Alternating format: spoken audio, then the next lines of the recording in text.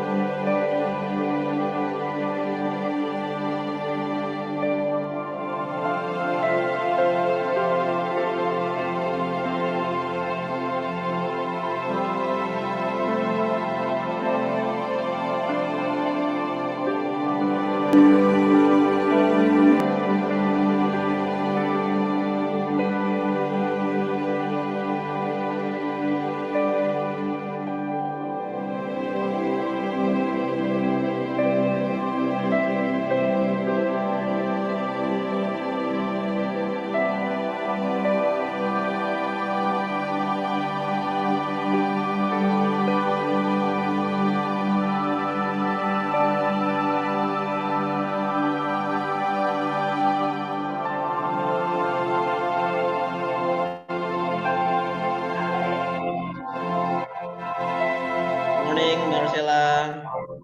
Good morning, Bu Faiza. Fine. Hello, Matthias. How are you? Fine, thank you.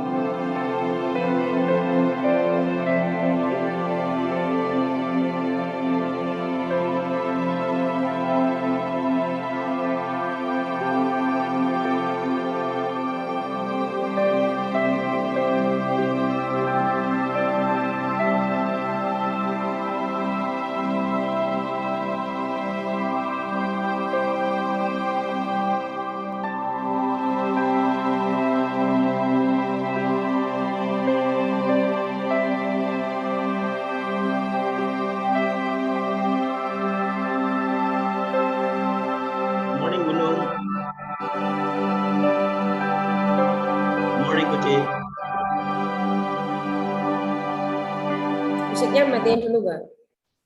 Cucu, good morning. Morning. Hi, CT. Hi, Good morning, how Pak are you? Bowo. Hi. Can I see you, please? Hi, Good you morning, look good. Kuci. Hi, how are you? Great. Great. So good to see you here. Thank you. Yeah. So you're ready with your presentation now? Yeah. Yeah. Okay, but I will be doing it first and then you will come after. We're still waiting for more participants to come because we said that the moderator will handle the meeting. So this is my colleague. I'm going to introduce you to them. This is Diaz. He's my secretary. Morning. He and I run the department. And then there is Festi right here, the host for today's event. This is the host. Morning, everyone. And then there is Faiza. She's the moderator. Hello. She will Hi, guide how are you? us. She will run the event for today, and she will moderate us during our presentation. So, how are you? Where are you now? In Beijing or in where? In my hometown. Oh my. No Beijing. Oh, not Beijing. Okay. So what is the season now? Is it winter? Winter. Yeah. Winter. Yeah. Oh, okay. Well, we have like a rainy season right now. So it's got quite wet sometimes. Mhm. What about your place? It's quite cold. Of course. Yeah. Sure. But glad it's not raining right now, so still can go out. You can't go out. Why not? I can go out. Oh, you can because go it's out. not raining. Yeah. Oh, it's not raining. Yeah. Yeah. Is there any like storm as well in your hometown? Sorry? Storm. Just like, Storm? you know, in New Zealand, sometimes we had hail, right? Hailstorm. Oh, no, because it's central China, so not coastal city, so it's okay. Oh. Yeah. Right. Okay. So, yeah, more people are coming now. We shall wait until the moderator starts.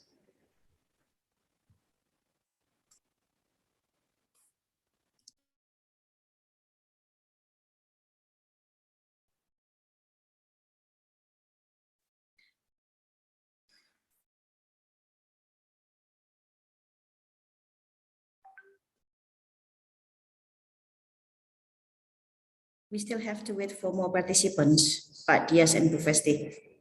In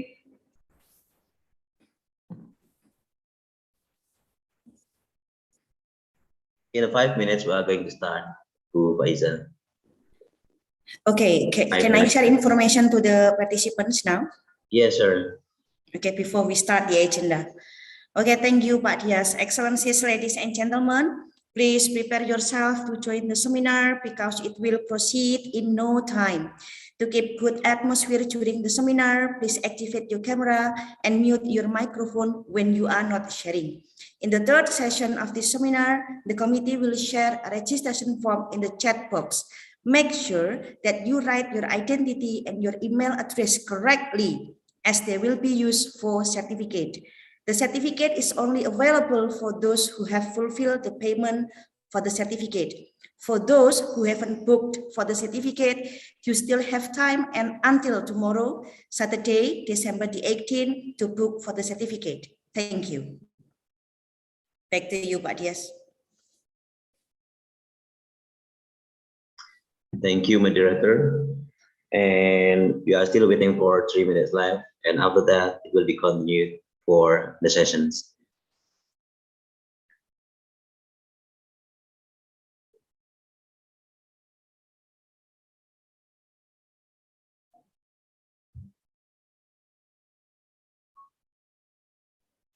Okay, it's okay. Okay, moderator, you may start.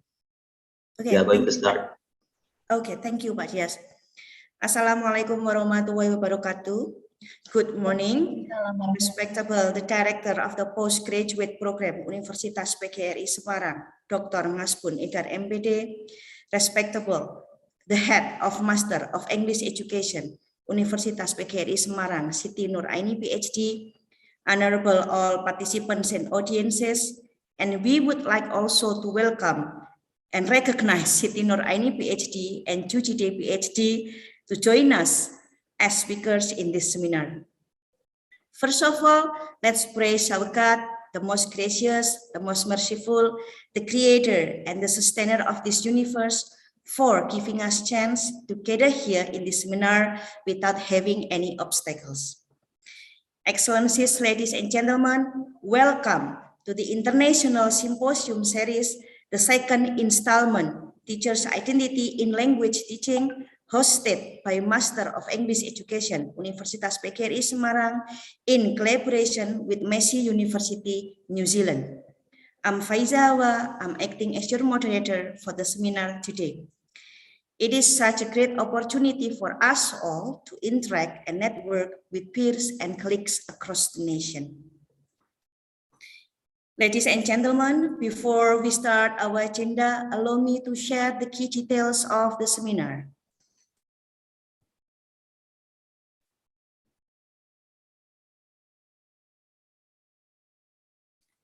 Okay, is it already seen, Pak Dias, on the screen? Yes, moderator. Okay, wait a minute. Okay, as you can see on the rundown on the screen, that this seminar will be divided into 3 sessions. The first session will be started at 8:45. This session belongs to Siti Nuraini, PhD, to deliver her materials about pre-service and in-service teachers' identity formation, education, and career trajectories. Moving on to the second session, it will be started at 9:30, and this session belongs to Jujide, PhD, who will deliver her material about teacher identity in online synchronous one-to-one language teaching context. And the third session, it will be the discussion session, the question and answer session. It will be started at 10:15, and this seminar will be closed at 11:30.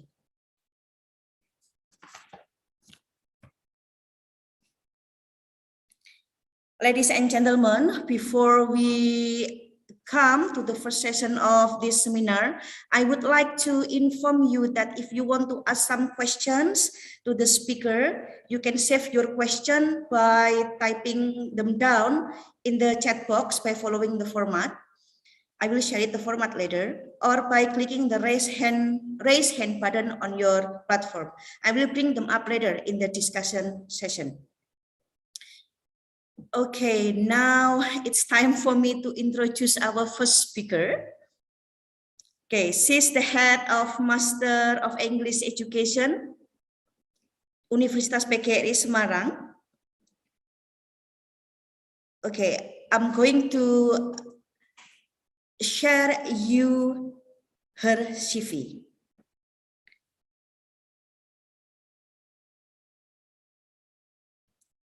Okay, give me time for that.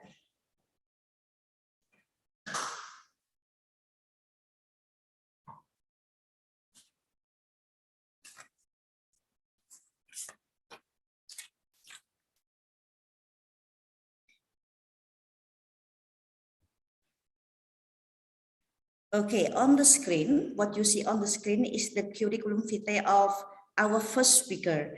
She's Siti Nuraini, who has been named as Outstanding Translator and Lecturer.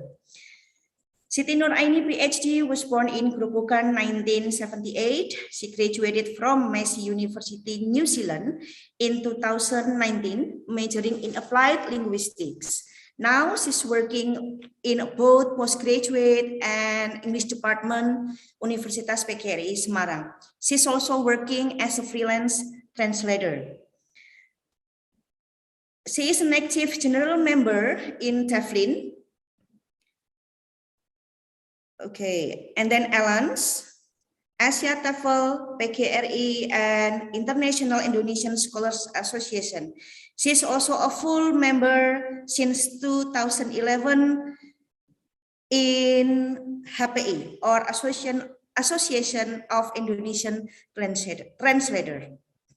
Nunung, are you ready for your presentation?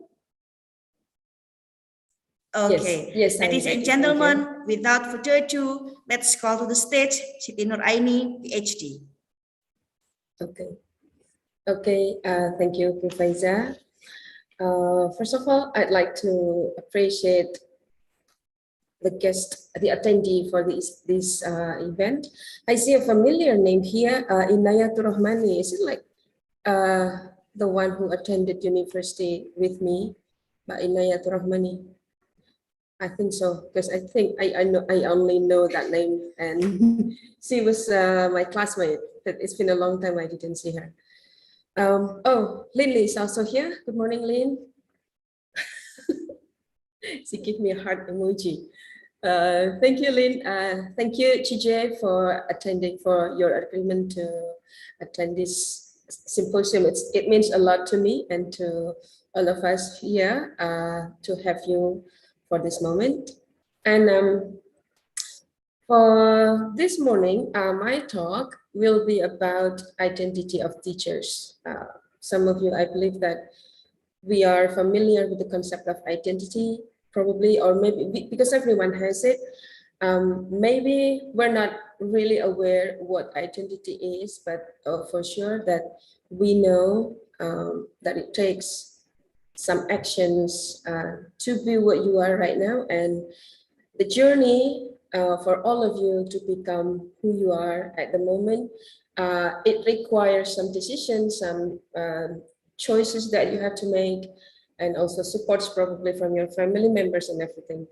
So my talk will revolve around the identity formation of pre-service teachers and also teacher, and also what the general idea of identity itself.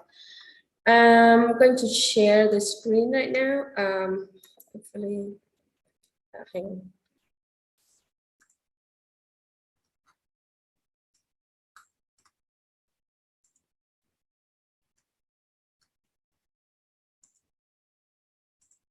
Okay, so yeah, so this is the topic of my talk for this morning about pre-service and in-service teachers' identity formation.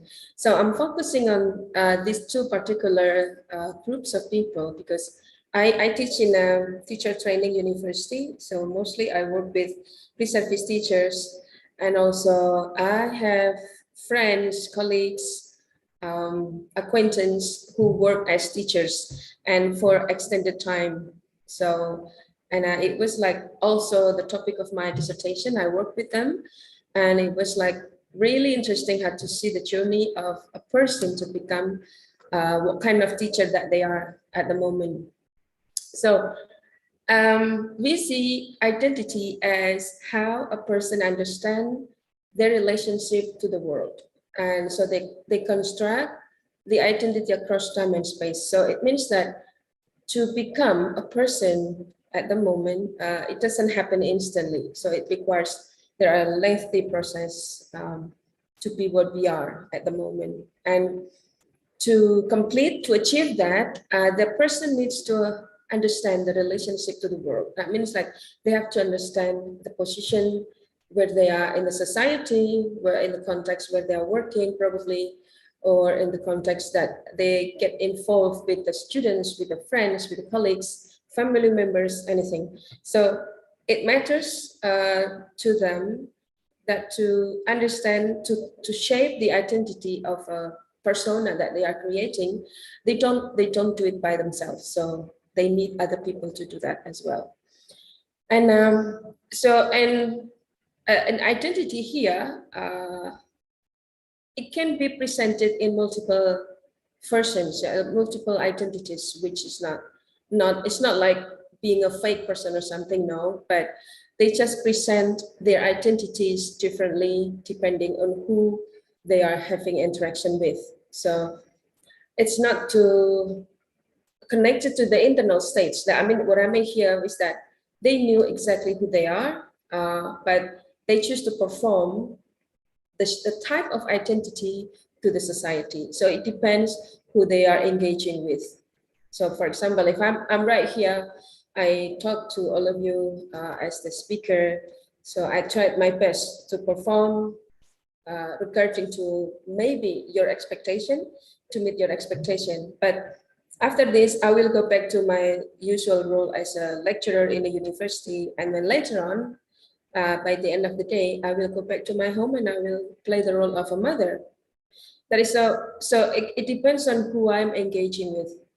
And it's not that those people are different, the one who are talking to you right now and the one talking to my son later, they're the same people. But we perform differently. Okay, so this identity to certain people. So different version of people that we are having, all of them are correct. All of them are true. And then because we have to remember that identity is fluid. So it doesn't fix, it's not a fixation that you must be what you are and then stop there. No. So because the nature of identity is fluid and ever changing and it's multifaceted, it is necessary to understand that even when you are becoming like you acquire one identity, you still can develop a different identity. Like for example, you are a lecturer or a teacher in a high school or something. Your identity development doesn't stop there. You still can change across the time that you are becoming while you are working in your profession as a teacher, and it influenced by several elements like the society. I said before that the society and the context that you are living plays a very important role in the shaping of your identity. And you, as the person that we are engaging with, the people that you are having an interaction with other people, you recognize and understand the individual portrayal of what kind of a person they want to be. So if you look around your environment, you look around your people closest to you, probably your classmates, your colleagues at the office, you will see that they have certain traits. You will see that they have certain portrayal, what they want you to see. So in Indonesia, we call it pencitraan, so self-imaging. So you become who you want other people to see. And it is related to the description of that there are 4 types of identity and we all have it. So the first one that I want to emphasize here is the nature identity. This is something that we are born with. Like you can't change this part. I mean, like, yeah, you can, of course, you can change it by the means of surgery or plastic surgery, but most of the time, this is what God has given to you. Like you were born with dark hair, you were born with like blue eyes or white skin, light skin, short, tall. Yeah, it's all of them is what the nature gave to you. And what you were accomplishing usually is not related to how you look. So what you are as a person is not related to how you look. It matters, it contributes little. Probably in some professions, their gift, the nature gift can be beneficial. For example, those who are born as an athlete, for example, they will be given a talent to perform in such a way, like in badminton or in judo and karate, but those are made through training, so intense training. And then there is people who are born with a certain height that they can be a model. They can be fashion model, that they were built slim and they were blessed with good physical appearance. So they can be used as advantages, and they can use that nature gift as a means to achieve, to shape their identity. And this is like one of the first things that people see in us. Like, I can recognize you from your hair, from your figure, from the way you walk, from the way you look, like probably you're wearing glasses or not wearing glasses, but I will recognize that nose anywhere. So people recognize an individual by these features, the physical features. And depending on what kind of jobs that they are choosing, this nature identity usually do not contribute much. So if you become a doctor, for example, it doesn't matter if you are short, because usually shortness is not height is not a requirement to become a doctor. And then the second types of identity is the institutional identity. We we acknowledge this kind of identity by joining or by being recruited to join an institution, and then they will give you some kind of credibility, and they will acknowledge that you exist, and they give you this kind of label. So, for example, there are requirements. If you want to become a lawyer, you can't just decide, okay, I'm going to be a lawyer. You can't just like choose that. There are tests that you must fulfill, and then there are like education requirements. You have to pass a certain degree first, and then you have to, there are bar tests that you have to choose, you have to undergo, and then there are other requirements like interview, probably health test, and then there will be an institution that will grant you the title of lawyer. So usually this belongs into the government. So if you want to become a lawyer, you want to become a doctor, for example, you can go through all kinds of education that trains you to become a doctor. But if you don't go into the test, or if you don't register yourself into the institution, they will not give you the title as a doctor. So you need to do the active choices, to make the active choices of registering yourself into that institution, and then the institution will see whether you meet the requirements, whether they will see you fit for the title that you are applying for. And this official recognition is given by the authorization of the profession. So it's not just any authorization. Any people can give you the title of doctor, or any people can give you the title of certified teacher. You can't do that, because you need to be acknowledged by the government or by the body that give you that identity. So if one of you become, like for example, I got the title as a lecturer, certified lecturer, because I had to do some tests. I had to do some, build a portfolio, and then I had to undergo a kind of like English test or something like that. And because I passed all those tests, and then they acknowledge, oh, the person is skillful enough to be a lecturer, and then they give me a certification. So I become a certified teacher. So this institutional identity is granted by a body, a governmental body, something like that. And then the third one is the discursive identity. So this one, probably the most interesting, because this is the way that we present ourselves in the society, and how we perceive ourselves, and then how we present ourselves, and then how other people perceive us, and how they act on that action, on that the description of identity that they say they are. So for example, if I say I'm a lecturer, and then I present myself as a lecturer, and then my student will consider me as the lecturer, right? And then, but it's not enough that I just say I am a lecturer, my student recognize me as a lecturer, but I also have to act according to what I say. So if I am a lecturer, that means I have to teach. I have to assess the students' grade. I have to give them assignment and then mark them. And I have to research, for example. I have to present or disseminate my ideas of research into the public. And all these kinds of activity make me what I say I am. So I say I'm a lecturer, so I have to do all those things. I can't say that I can't say I'm a lecturer, but I'm not doing all those jobs, because that kind of action is required to make you become what you say you are. So I'm not confusing you. And the last one is the affinity identity. So I believe that some of you who really like Korean drama, for example, you will be familiar with this symbol. This is the symbol of BTS Army.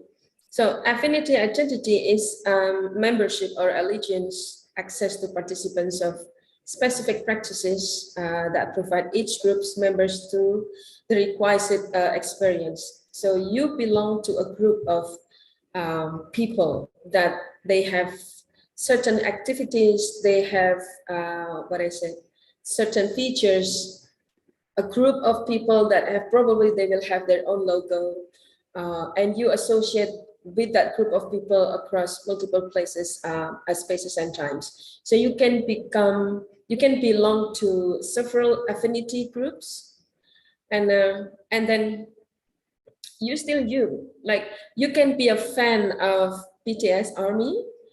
You can be a BTS Army, you can be Swifties, and you can be Potterheads, and all in that one person. So it depends on how you associate yourself into an organization or a group of people. So for example, in Indonesian teacher, we have an organization called Persatuan Guru Republik Indonesia, right? So we apply to that organization, or we automatically become the member of that organization because of our profession. We have several certain things that we do together. For example, we have to do the flag ceremony every 25th of November because that's the anniversary of the organization. And also we have to wear a certain uniform on a certain date of the month. So that was the thing that you do if you become a part of this affinity identity, and people will recognize you from there. Like, it will be easy for someone to know that you are a teacher if you're wearing that black and white uniform. You don't have to explain yourself that you are a teacher, but people will recognize you right away. Oh, this person is a teacher, or at least they work in education field, because you are wearing that uniform that belong exclusively only to teachers. Yeah, this is like the affinity identity. So we can choose what kind of affinity we want to enroll ourselves, and we will be a part of that organization, and we will do the activity that organization set for the members, and we will do all the things together, either together or separately, but you still can become a member of that organization. Sorry. And then the next one. So what shapes teachers' identity? This is the juicy part of my presentation because this is the core. So yeah, there are several things that shape the teacher's identity. The first one is the culture. Social environment, so the society where the teachers live. So of course, Indonesian teacher will have different characteristics from teachers in Hong Kong, teachers in Malaysia, teachers in, let's say, Sri Lanka. They will have different features. It can be like in the mindset, it can be in, well, let's say, in the, what I said, in the way they interact with the students, but society defines how a teacher shapes their identity. So if you live in a location where everything is, it's always cold everywhere, of course, most likely the lesson plan will also relate to the feature of that location. So you will probably teach your student about how to stay warm, how to avoid bad weather, and how to stay active despite the weather, for example, something like that. And then war, in time of war, education is still needed. So even when you are in the midst of war, you still have to be a teacher, and you have to do what you can to provide education for your students. So it will shape the way you think and the way you behave. With the limited access to facilities, to education facilities, probably if your country is wrecked by war, you will not be able to provide a peaceful classroom. You will have to study outside with your student. And the next one is the motivation. So your motivation also shape your identity. So I can see this from, for example, what motivates you to become a teacher? Oh, because this is my job. I have to do the work, and I have to feed my family. I have to make my student clever. So all those things are the motivation that force you to do what you need to do as teachers. So I did research on this one, and apparently Indonesian teachers are very unique.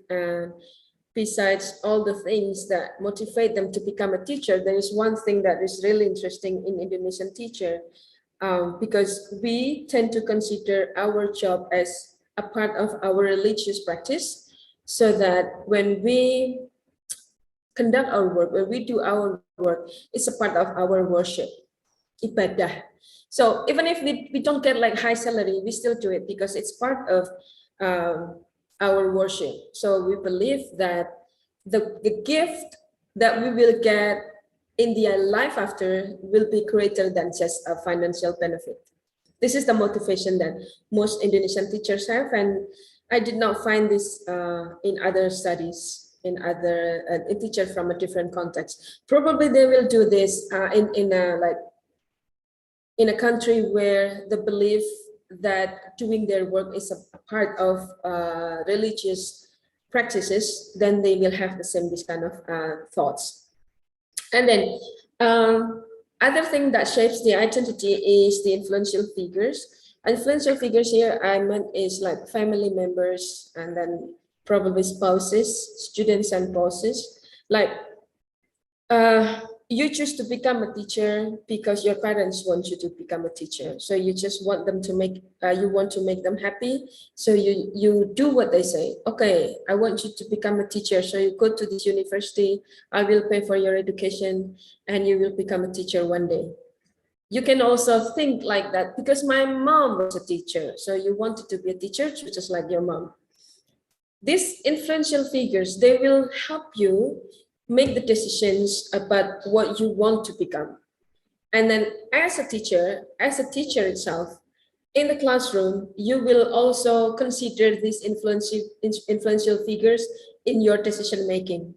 For example, you in the classroom, you have your students, right? You will think of their well-being, their achievements, and also the way they learn. It becomes your responsibility. You want to choose what was best for them. You want to choose probably the best learning materials from that you can get from the internet, or what was provided. Maybe what was the one that was provided by the government was not enough. So you extend the choices of materials to your students, so that because you want them to perform the best. So you choose to make, those choices, and you go to the web, you go to the bookstore, you buy additional books, and so that your student can perform the best. This is one of the motivation. And also, your boss probably wants you to do your best. Okay, so you have to fulfill this many times of meeting, let's say 14 meetings in one semester. So your boss wants you to do that, and you have to do that because this is like the regulation. So you do that because you are required to do that. It doesn't matter what you want. So if this is the rule, then you do it. It applies also with the regulations as well. It's also the thing that shapes the identity, because this also changed the way you behave as a teacher. For example, like a while back, we were introduced to the 2013 curriculum, which caused like a huge turmoil among teachers because it is complex. It requires you to stretch your capabilities as teachers, and also it demands you to submit like administrative reports regularly, and probably the administrative work is more than what you do actually as a teacher. So this regulation, this is something that you cannot control. All right, this is not something that you can say no, because if this is a regulation, then you have to follow it. So it also shapes your identity because it helps you think, it helps you make the decision, it helps you, okay, so I have to do this for my student because the regulation says so. So you still exercise your choices, you still conduct your choices. And your ability to make choices, it's called agency. All right, so all those things your decision that you are making, it's called agency. This is something that I hold strongly. I believe strongly that agency is one of the most powerful thing a person can have, because you make choices based on that. Your agency make you give you the ability to make choices. Like you wanted to become a teacher, okay, you can't just want it, you have to do something about it. So the thing that make you do something is the agency, your agency. So you go to teacher training, that is the first choice that you make. That is your agency telling you, okay, you need to make this decision, because if you want to be a teacher, you have to go to the teacher training. And then after the schooling of teacher training, and then what? You have to graduate from the school, right? And then you have to apply for the job. So you go apply for the job, you write your application letter, you gather all the documents, and then you apply to that school. This is agency. You make the choice to apply to that school. And then after that, after you're a teacher, you still have to choose like what kind of teaching materials that you're going to give to your students. And this is like the teaching methods as well in your school that you are giving to your students. So you will see what they need, and you will tailor based on what your students' best interest. So you go from there. So your agency makes you choose those things as teachers. And then now, as I said before, that identity is changing, it's fluid, it's multifaceted. Sometimes you feel that the society or the environment where you are conducting your teaching practice make you reconsider your choices, that it changed the way you think about yourself as a teacher. So this is like the question that I want you to think about and mull over, so that you can, whether you will reflect, like, do you change as a teacher from what you are right now to like before COVID, like 2 years back? Is it like, are you still the same person with the same thinking, or have you changed in terms of your decision making, and then the way you interact with your students and so forth? This is for the question for later. And then, so moving to the pre-service teacher's identity, this is like one of the concerns I have, because my students mostly are pre-service teachers. They're not teacher yet, but they have become, let's see, they are in the middle, they are in the cusp. Cusp is like the point right here. So for example, this is the journey as the student. And then they have to move direction suddenly. When they finish school, when they finish university, they have to train to become a teacher, so that they change the direction of their path.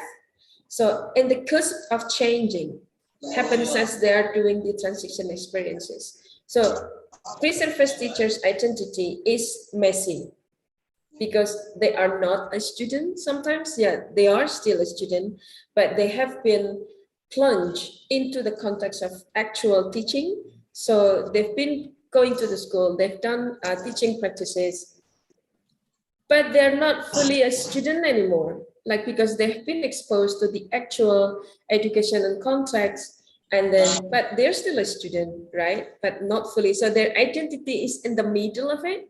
And it's like, depending on the context where they do the teaching practice, it will determine how they will shape their identity in the future. So their choices as a pre-service teachers influenced by their previous education. So what I meant by previous education is the education, the training that they got in the university, and then the current situation of education, teacher education, and what they want to become. So pre-service teachers' identity is still in the making. So they are not finished yet, because they are not a student. They are still a student, but they are also a teacher, but they're not fully a teacher. So it's like in the making of becoming a teacher. And this is like a process that a pre-service teacher should undergo if they want to become a teacher. So they need to undergo this kind of process, and it's really messy. And we call it like praxis shock. So this is like the difference between expectation and reality. And I ask my students, like those who have done teaching practices, that what they have learned in the university, what they were taught in the university, and then when they come to the school to do the actual teaching practice, sometimes what they expect is totally different from what they are facing in the context of teaching in the school where they did their teaching practice. So they were confronted with the realities and responsibilities of being a classroom teacher. And sometimes this can be a very difficult situation because the students, this is from my study, what I had done. These pre-service teachers, they don't know yet how to engage with the students, right? Their only practices was with their friends when they were doing the micro teaching, but then they were dealing with the actual student with many different characteristics and background, and they don't know what to do with it. So this is like the messy experience of being a teacher, transitioning from being a student to pre-service teacher to like an actual teacher. So this is like the stages, and people, they don't really pay attention to this stage. I have conducted research on this, and what they care about usually about pre-service teacher were the performative tasks, right? Performative assessment. So they want to know, how much do you score when you are teaching this material? How do you perform? And they give scales 1, 2, 3, 4 until 10, whatever. And the teacher, the lecturer, the teacher educator, they will assess based on the performance, and it is based on the numbers that they can give to the performance of that pre-service teachers. But they never ask how the pre-service teachers feel about themselves when they are doing the teaching practice. So their experience, the messiness that they are feeling, their anxiety, their stress, their, uncertainty, don't know what to do, they were not asked. So those things, they were not addressed, because what was seen in the pre-service teacher's performance was only the one that was included in the rubric. So they have like a sheet of scores that we have to mark the students, but that's it. It was only in the classroom that was assessed, but not the process behind it. You know, when a pre-service teacher conduct a teaching practice in the classroom, they have gone a process of preparing those teaching materials at home. Probably they were not sleeping. They had to buy their own material. They have to spend money on their own to buy to prepare a teaching model or teaching media that they bring into the classroom. So those processes are the things that we miss. We don't see them. We just take it for granted. Okay, you just perform in the classroom and do your best. But to be able to do their best, there are process behind it. And it's like, if you consider this experience as iceberg. So what you see is on top of it, like their performance in the classroom is the top of it. But underneath the surface, it's the messiness, the worry, the anxiety, the concern, the fear, and everything uncertain about how to perform best. So this is the transition of identity as a pre-service teacher that we need to address, because this kind of experience that pre-service teacher had to undergo, it's really important. It gives them a good foundation to become teachers. And the praxis shock that they experience will help them make choices and make the decisions what they should do when they become a teacher. So this is like this teacher education, the institution that provides training for teachers, they provide guidance for the new teachers how to deal with the anxiety. So they will know, oh, I have to be calm when dealing with the very naughty students, for example. I can't be provoked by their actions. So they have to like choose to not react, for example, because they're still young as well, just like their students. And if they become emotional, they were provoked by the teacher, they will reflect badly on them because they will look bad as a teacher. Oh, the teacher is so angry. So this is not something that we teach in the university, right? They have to experience it themselves. We don't really prepare our students to deal with that kind of conflict in the classroom, so that we don't have like a set of rules about how to operate in that context. And then, so this is like the anxiety of becoming a pre-service teacher is something that they process through the stages of the journey of becoming a teacher. Okay, so until this point, I hope that all of you are still enjoying this thing. And if you're just coming to this point, I have a question that I want you to look into it. Hang on. I have a question. I put it on the chat box. There is a link there. Please respond to it when you can. I want to know how you see yourself as a teacher. Okay, so this transition of identity. So from a university student, and then to pre-service teachers, and then to become a teacher. So this is like, there are stages of it, right? There is differences. There are differences becoming a teacher and being a teacher. So when you're becoming a teacher, there are some requirements that you have to meet. Like, for example, you have to have a degree, you have to have a set of requirements, you have to meet all the requirements, like you have to have 3.5 or 3.0 GPA, for example. And then you have to have like certain skills of teaching, transferring the knowledge and everything, and certification and training. And you have to apply to a certain institution, and then you are motivated by the salary and have to follow the regulations. So becoming a teacher is just the first milestone of being a teacher. So when you become a teacher, that means you meet the requirements. This is the first stage of your teacher identity. So you acquire the stage of wearing the clothes that you are a teacher now. But then what? You are a teacher now, and then what? You still have to do the things that make you a teacher, right? So that means being a teacher, you have to do the things that make you a teacher. For example, teaching. You have to teach your student, because that was being a teacher is all about, right?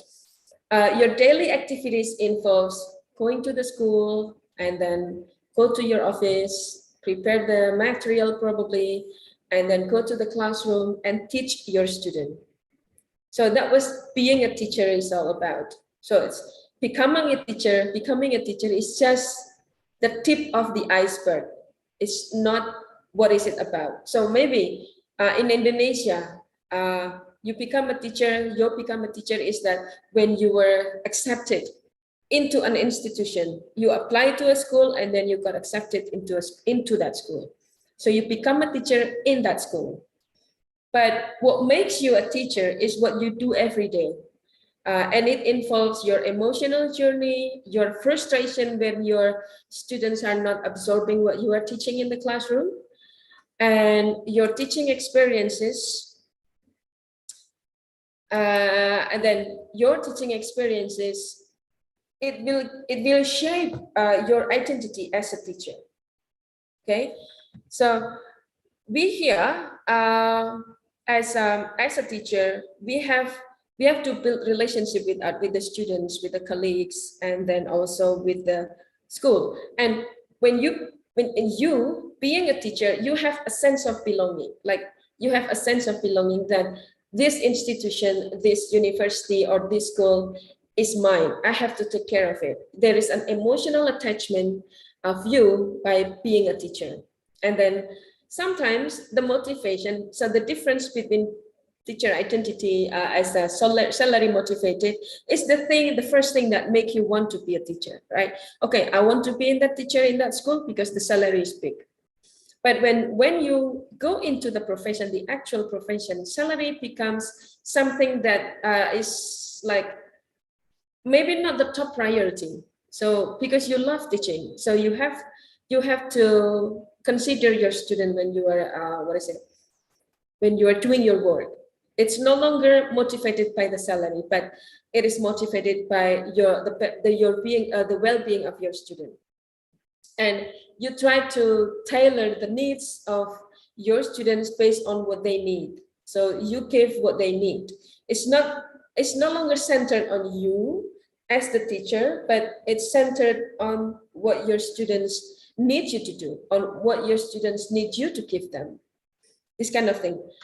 And when you become a teacher, even when in the journey of in your profession as a teacher, there are several identities that this is not always labeled, all right? This is not always labeled, but you know, as a teacher that you grow as a teacher. So you can see yourself, I mean, like, it depends on how long you have been a teacher. Like, for example, if you've been a teacher for 10 years, if you recall the first week of you becoming a teacher, and then you look into yourself now, 10 years later, you will see a very young, clumsy, probably inexperienced teacher trying to grapple the world with the class, trying to perform their best, but then frustrated with the students. But then 10 years after becoming a teacher, after being a teacher, you grow into someone else, okay? So you grow into someone who is more mature in terms of teaching. You grow into someone who are like more patient. Okay, you understand your students' problem, you try to help them solve the problem. And as an English teacher, you use this language as a tool to achieve your personal or professional purposes. Like, you don't always, maybe you don't always use the language, but this is a tool that you use to achieve your personal goals. For example, if you have experiences with engaging with foreigners, for example, you will use that English experience because you know English language, you will have access to foreigners, and then you will bring that foreigner to your school. This is just an example, right? So you bring that foreigner to the school and you provide an extraordinary learning experience for your students, because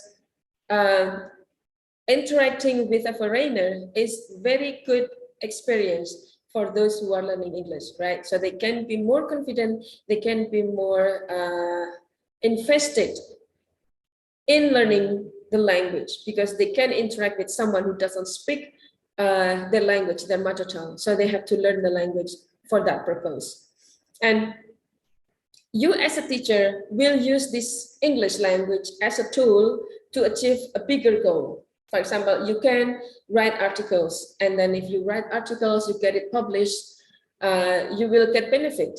I don't know what kind of benefits that you usually got, but I believe that there are benefits that you got when you publish an article in English, and it's like kind of like a positive impact. You can conduct research, you can conduct classroom practices, and then you do research on it, and then you publish the articles about it, make your classroom situation known to the world. So this is like you using the language as a tool to achieve your goal. And while the difference is that as a teacher, you have all the authority to make these choices because it is available for you. But as pre-service teachers, it might be different because the choices can be unpredictable. So a person can go to a university and a teacher training university, but eventually after graduation, it depends on what kind of choices they made. And students who go to university, teacher training university, they don't become a teacher. They work in a bank, they work in a dealership, car dealership, they work as a businessman, whatever. So it doesn't always end up that these students who are studying in a teacher training institute will become a teacher.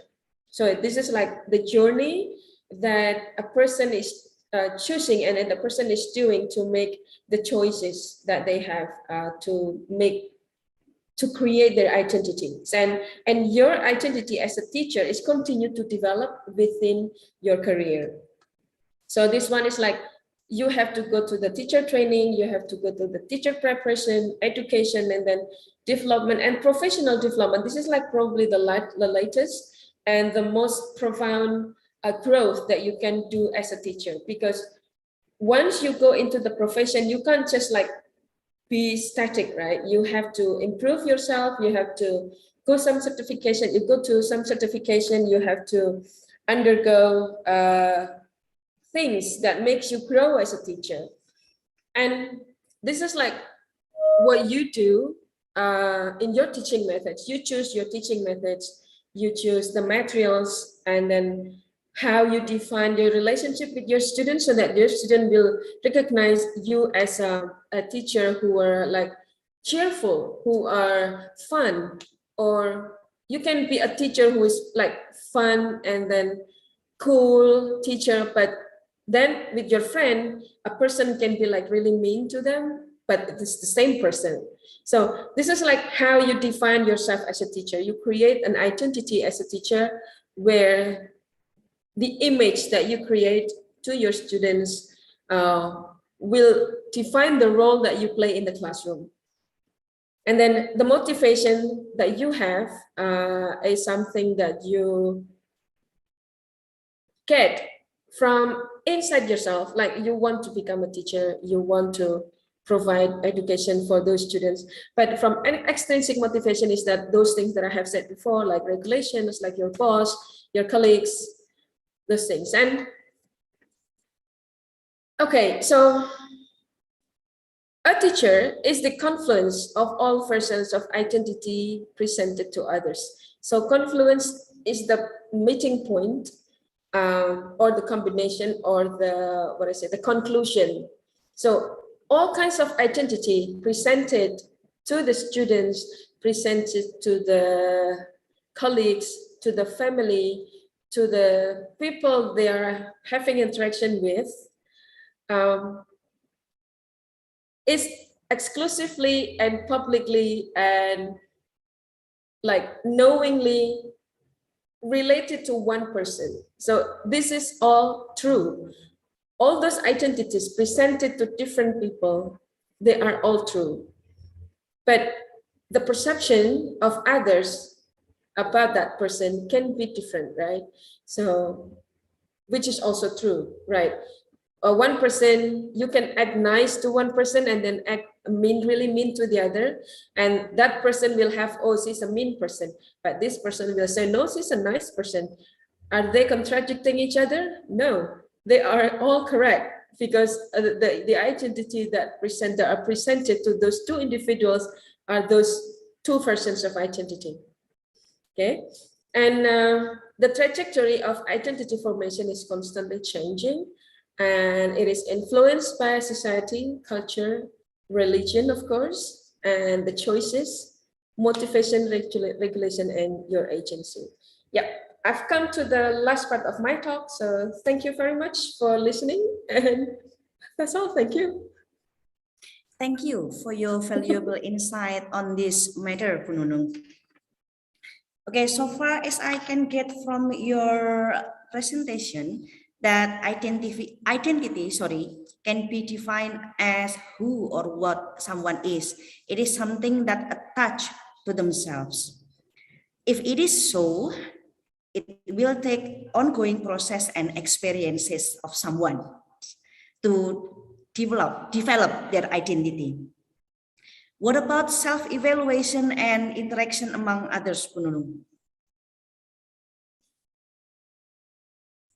Yeah. Do they also take part in developing someone's identity? Yes, yes.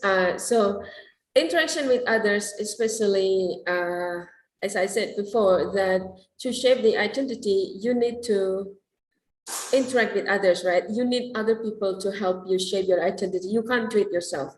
So your interaction with your friends, your engagement, and the way you interact with people shape you.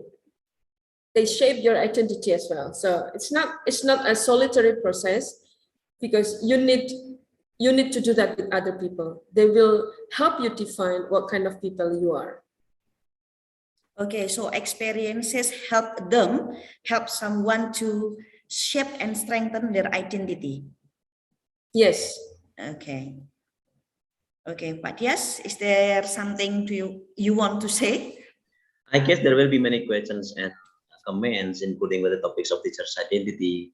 But then we are all curious, want to know for the second sessions.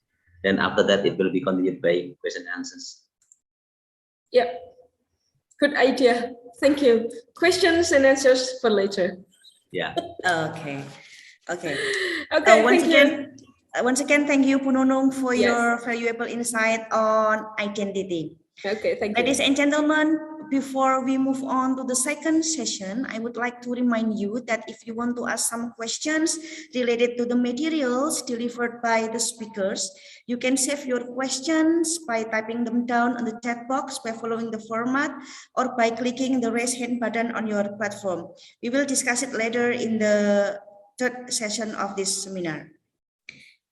Okay, to embark interesting journey, we all need to get motivated to adapt and transform ourselves.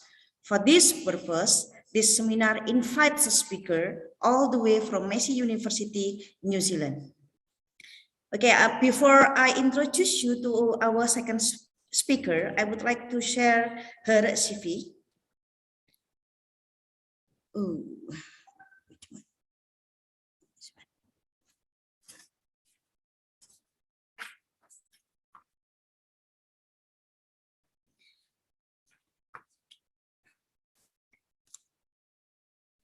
Okay, as you can see on the screen, this is the academic CV of our second speaker.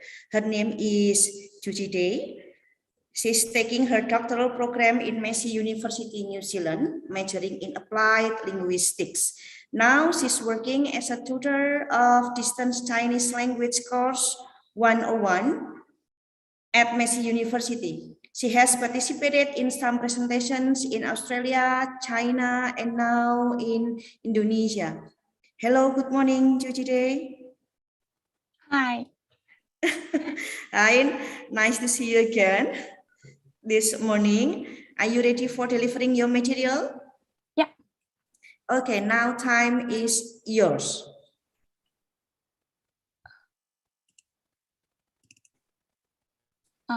Can you see my screen now? Yes. Cool. Okay. Sorry, I need to. Okay. Morning, everyone. My name is Chu Jie, and it's my great pleasure to meet all of you here and share my study with you. This presentation is exploring teacher identity in online synchronous one-to-one language teaching context.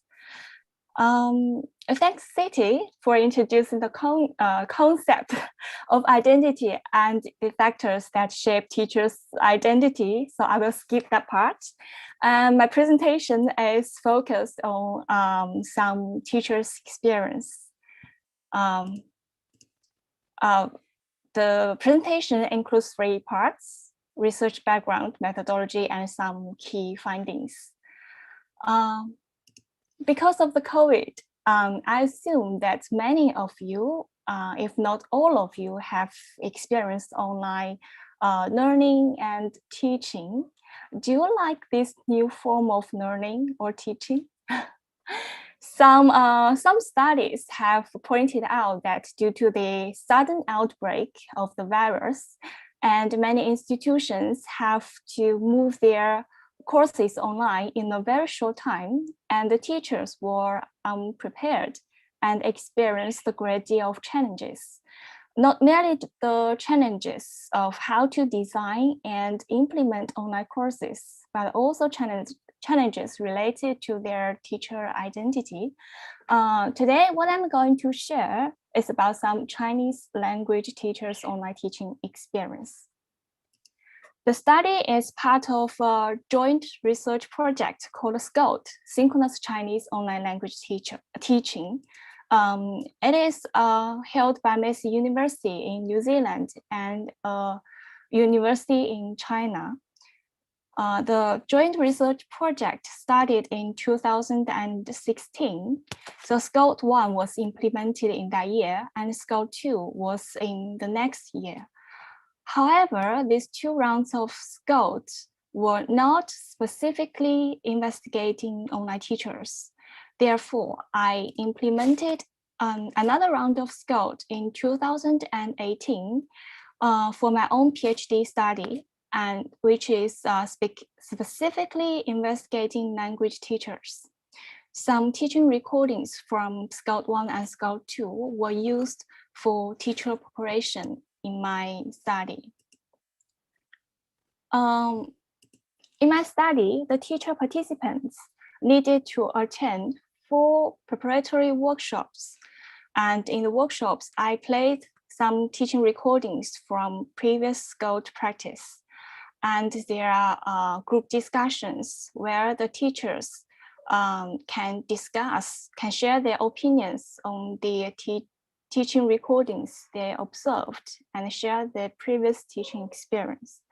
Then each of the teacher needed to implement 10 teaching sessions with an adult Chinese language learner from New Zealand. All the teaching sessions were video recorded, and during this period, each of the teacher participated in 3 stimulated recall interviews. So in the interview, the teacher needs to select some key moments from the teaching recordings, and the teacher and I would watch these recordings together, and then the teacher would share her reflections on these moments, including how they felt, what they did, and why they did in this way. After the teacher finished all the teaching sessions, they were interviewed by me. In this study, I used a qualitative longitudinal case study approach. There are 4 teacher-student pairs participated in the study, but in this presentation, I'm going to share some experience of 2 teacher participants. This is the first teacher, Teacher Su. Here's a brief introduction of the teacher and her learner. The teacher has taught Chinese for over 10 years, and the learner is the CEO of a trading company. Before participating in my study, Teacher Su already had a very rich teaching experience. She had a brief online teaching experience from SCOT 1, and she taught in Thailand. At that time, her Thai students were top businessmen. And all her students gave her very good feedback. Like here, she said she believed she was very professional. And this is what she said about her Thai students. They were convinced by her and believed she was very professional and believed the teaching was effective, and the student followed her instructions.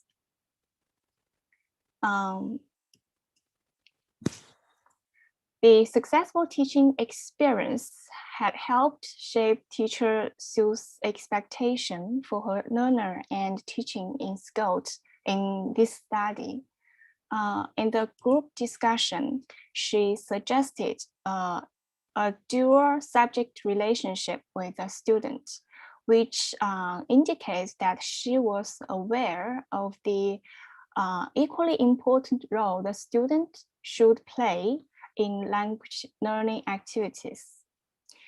Her successful teaching moments and rich teaching experience had helped teachers to establish her teacher identity at the very beginning. Before she taught them, she sent an email to introduce herself and ask the learner to nominate the content he wanted to learn and the topics he wanted to discuss during the sessions. This shows that teachers who wanted to encourage the student to take ownership of the learning, and she wanted to present herself as a very responsive and professional teacher. And here she said she wanted to share her sincerity. Here is one question for you. When you have online courses, would you pay attention to the background of other participants? Today I've noticed that some of you have changed your background, like City, you changed yours with the title of the meeting and the logo of your school, right? And some of you maybe not notice that if there are many participants, but yes, if you are in a one-to-one session. In Teacher Su's case, the environment the learner was in gave her a very strong impression at the very beginning of the first session. Here is a screenshot showing the learner's background. We can see here is a bookshelf and document folders, some certifications, a printer, and here's another table with some papers or documents on it. This is how the teacher described her perception of their interaction. As a gut feeling, when you talk to him, he was the boss with that kind of aura. He was in his office, very formal, like business negotiation. I've told you that he was a boss. Sometimes it feels like he was the one giving orders. I'm very confident in classroom because I know I can control. But when I teach him, I have to consider his status. We can tell from Su's words that knowing the learner's identity as a CEO influenced her perception of the physical environment, and she felt the teaching was more like business negotiation instead of language teaching activities. And the context made her feel very tense. She compared the teaching with her previous teaching experience, that in this session, she felt less confident because she had to consider the learner's social status when she made instructional decisions. This example illustrated how the physical environment highlighted the learner's life identity or professional identity as a CEO instead of his identity as a language learner, which influenced the teacher's own perception of her professionalism and her teaching. Let's have a look at what happened in the third session. In this session, Teacher Su prepared something about mobile payment, which was the topic that had been negotiated with Dan and Dan agreed. However, in the middle of the session, the learner brought up a new topic. He wanted to talk about his business. This moment shows the teacher was trying to understand the learner's intention, and the learner denied it and went straight on using English to explain what he wanted to say. I prepared a short clip. Let's have a look. Can you hear it? Okay.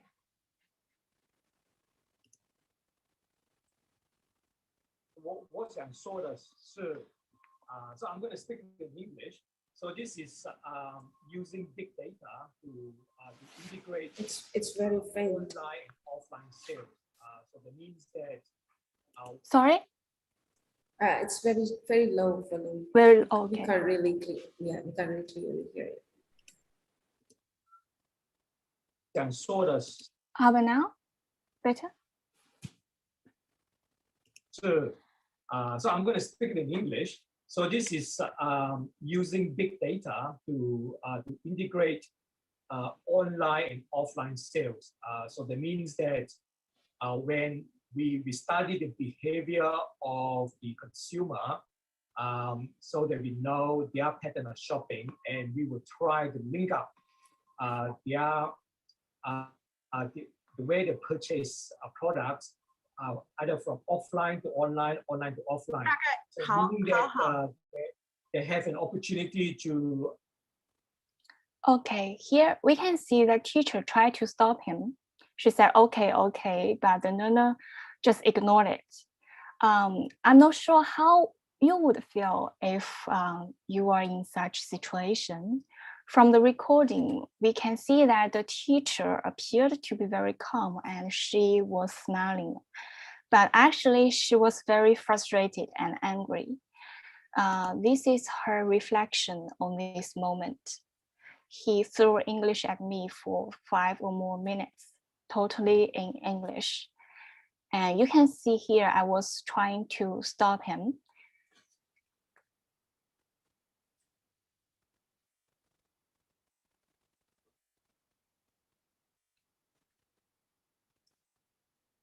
And as a result, I couldn't stop him. He was so insistent and totally ignored my hint. It wasn't only to think about how to translate. We need to come up with expressions suitable for his level, which was the most difficult.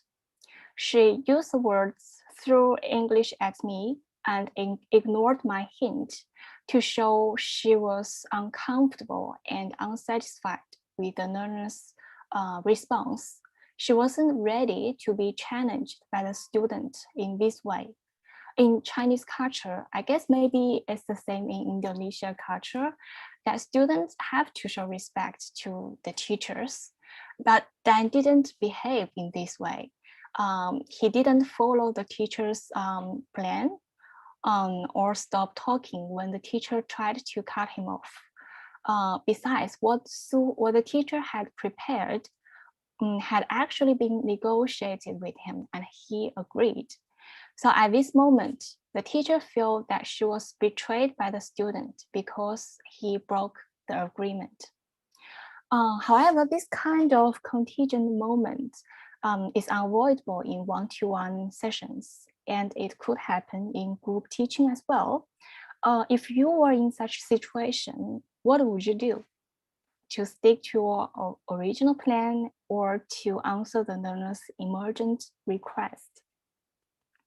In this case, although the teacher wanted to go back to her original plan, like she imagined that that wouldn't be a good choice because the learner was so insistent. Meanwhile, like as I mentioned earlier, the teacher wanted the learner to take ownership of learning, so she chose to meet the learner's needs at this moment. But before she ended this session, she tried to reinforce her teacher identity by emphasizing the rules that she expected the learner to follow. Here, she was speaking in Chinese. Here, she used English. So she told the learner to use English, to write email to tell her what he wanted to learn. She used the imperatives in both Chinese and English to make sure the learner could understand her correctly, to follow her rules, and also she tried to reinforce her teacher identity with authority at this moment. Another example was their interaction between sessions. Teacher Su shared one incident that she had an unexpected internet breakdown. Before one session, she sent a text message to make an apology and wanted to reschedule the time. Here is her message.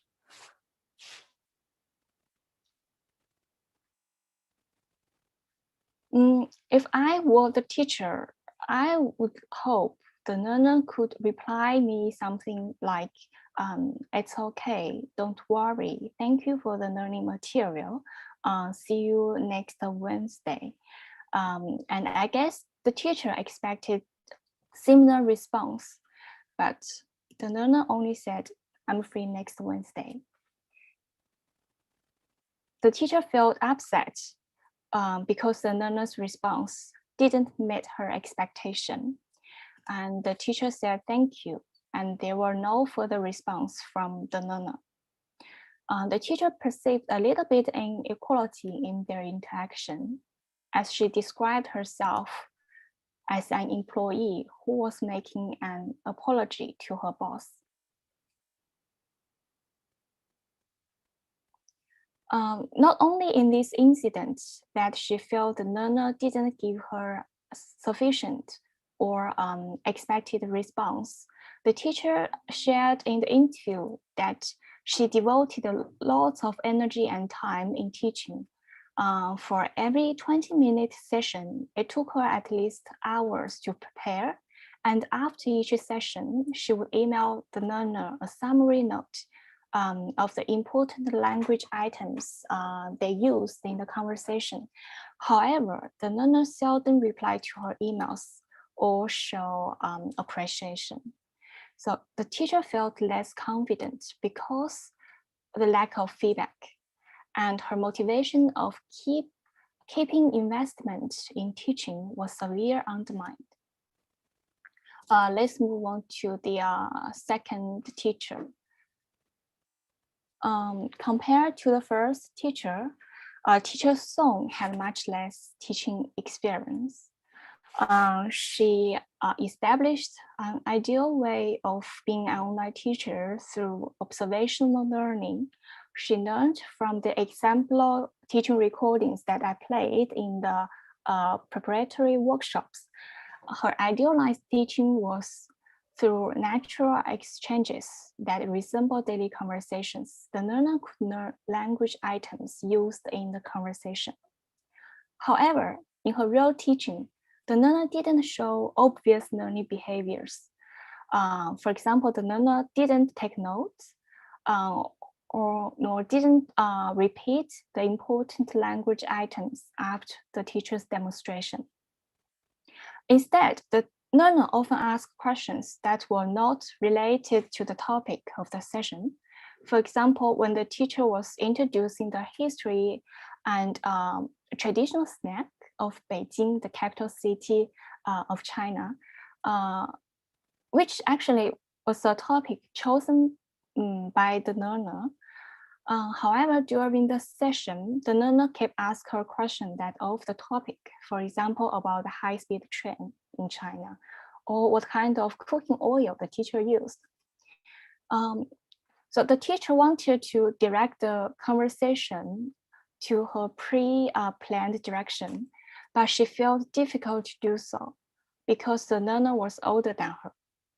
In Chinese culture, that younger people need to show respect to people who are older. So it was difficult for her to give instructions to ask the learner stop talking about this instead of talking about something else. So it was quite challenging for her to establish her teacher identity with authority as she wished. And her session was in no way like what she had expected. And she described this session as aimless conversations. And she felt miserable and didn't want to continue teaching. So like what she said, the sessions were aimless. I felt miserable. I didn't know how to control the process, didn't know how long the session would last, didn't know how to embed key learning content in the session. At that time, I really didn't want to carry out sessions. I felt miserable. Her real teaching situation didn't match her idealized teaching, and she was unable to realize her ideal self. Later on, she no longer struggled with a sense of control in her sessions and reconciled herself with the role of a facilitator, which she felt more comfortable with. What I have learned from this shared experience is first, teachers' previous experience and ideal self could influence teachers' identity. And the second, just like what the city had mentioned, that the social factors, in this case, the teachers' roles in Chinese culture, the teachers are expected to play a leading role, that they should be able to control the learning process. And the learners' social status and also the learner's age impacted the teacher's sense of authority. And third, learners' behaviors also impacted the teacher's sense of professionalism.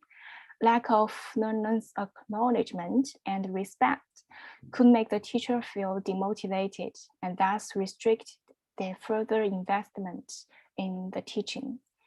And also, teachers' own emotional experience also influenced their negotiation of identity.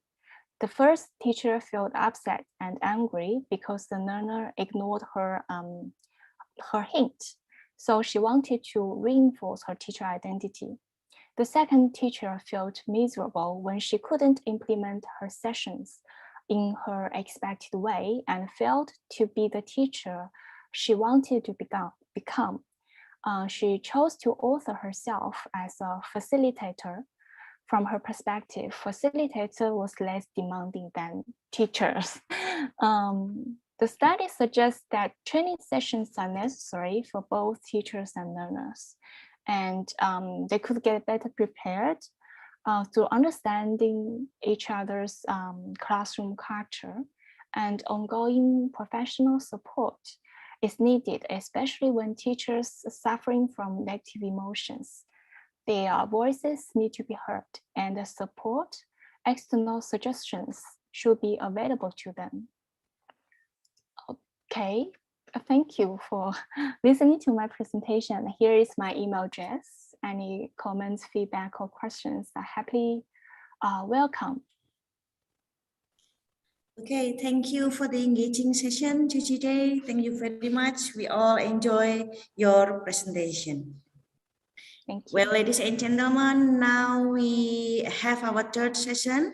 This is the question and answer session.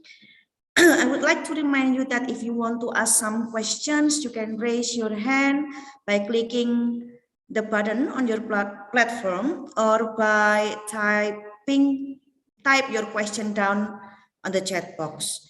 Okay, this is the first question coming from Bintang. I don't know to whom this question is directed to, but the question is, regardless our knowledge of our identities, let's say teachers have their frameworks that tell them what to do, like job desks or responsibilities. And at the same time, they limit them by telling them what they are not supposed to do, like code of conduct or the regulations. And as a part of society, for instance, we do have our obligations and rights. And my question is, what does identity particularly stand for in the teaching society, or even in more specific space? Who is going to answer this question, Bu Nung or Chu Chi-tae?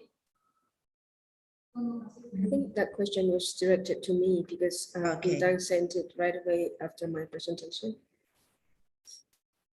Okay, thank you, Ms. Bintang, for the questions. So, what does identity particularly stand for in teaching society and in more specific space? So, as I mentioned before in my previous talk, that there are factors that shape the identity of teachers, and is one thing that is called agency.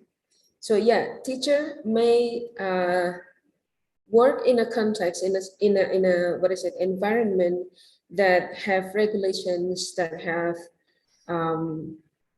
what is it, a code of conduct that regulates how they behave, right? How they carry out their duties as teacher, and also they have responsibilities to follow. They have some jobs that they must fulfill. So this is the role of agency come into surface, because by selecting the actions, navigating what to choose, what to do and what not to do, it will make a person be a certain person. So for example, right here, so in a school, there is a rule that you must attend at 7, right? You must be at school at 7, and class starts at 7. That means you have to be there before 7, right? That is the regulation. So you have as a teacher, you are obliged to follow that. But you also have agency that makes you choose. For example, you don't want to come at 7, so I want to come at 7:30. So if you do that continuously, your choice of coming at 7:30 while the regulation says that you have to come at 7, it makes you being labeled or identified as a person who are always late.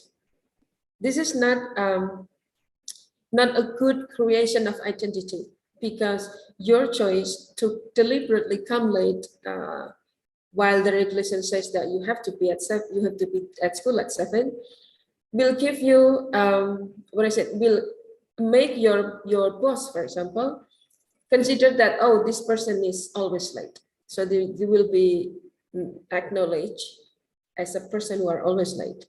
And this is not good, right? But regulations and choices and code of conduct are used to regulate so that the teachers in that context can act uniformly, because there is an organization, and it is needed that the regulation was set in a way so that teacher can behave accordingly. And as a teacher, this identity come into being in the shape, especially because of their agency. So the agency is the choices that the teachers make, a series of decisions, a series of actions that they do, whether they want to follow the regulations or they not want to follow in the regulations. So what kind of choices the teachers choose to do will determine what kind of person they are as a teacher. So in the professional context, me as a teacher, for example, I like to start my class like on time. I would rather my students to come on time. And if there was lateness, I can tolerate like for 5-10 minutes, that's okay. And I would want my students to know that. So if I couldn't come on that agreed time, I will let them know. So I will inform them I will not be able to start the class on time because of so and so. So here, in a more specific, in a broader context, for example, if you are a teacher in a society, right? People will regard you as someone who become an example of the society, because there is an expectation, unwritten expectation, that teachers are supposed to behave well in the society, right? So if that teacher, that particular teacher, make a bad choice in the society, for example, if you become, if someone steals money from the university or from the school that they are working for, it is not a bad example. It becomes a bad example of what a teacher should be. So they're not supposed to be like that, right? This is a bad example. How can a teacher do that kind of thing? Because the expectation of from the society on the shoulder of the teachers are very high. You are expected to become a role model. You are expected to become a good person that students or young people around you look up. But you're also a person who makes mistake, right?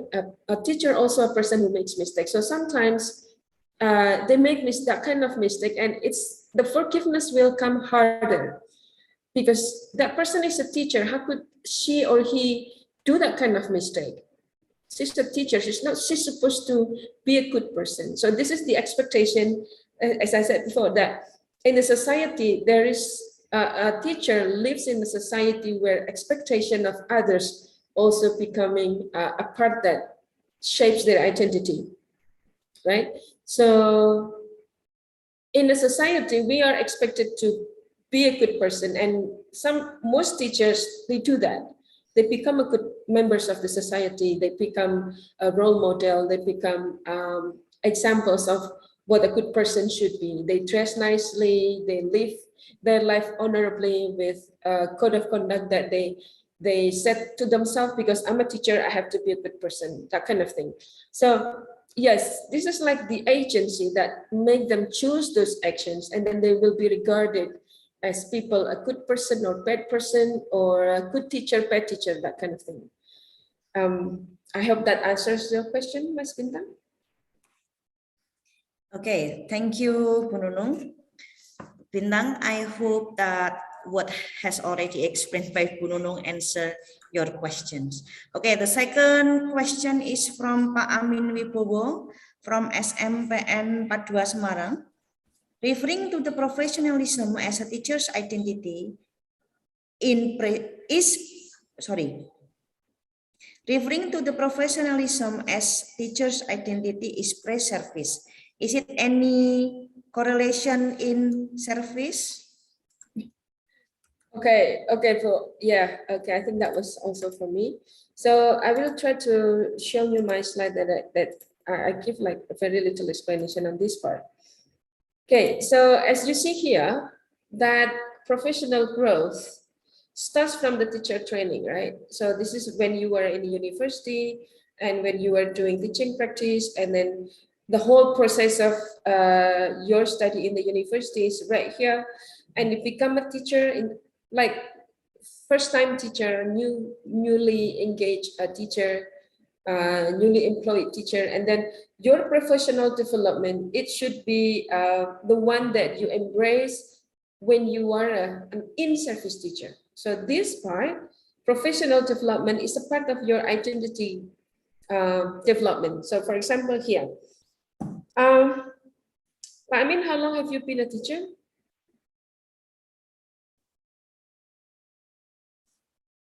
No answers.